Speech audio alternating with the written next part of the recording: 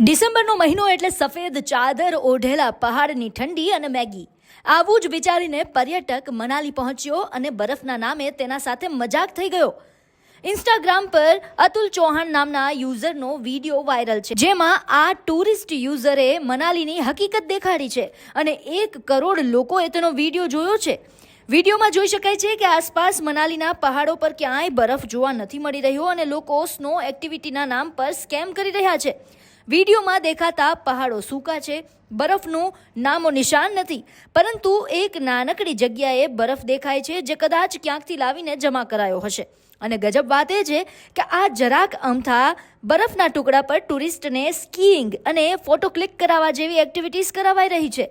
Video લેનાર વ્યક્તિ કહે છે કે જુઓ, અમારા સાથે આ કેવો સ્કેમ થઈ ગયો. તો આ વિડીયો પર કોમેન્ટ પણ ગજબની જોવા મળી છે. એક યુઝરે તો લખ્યું છે, આનાથી વધુ બરફ તો મારા ફ્રીજમાં છે.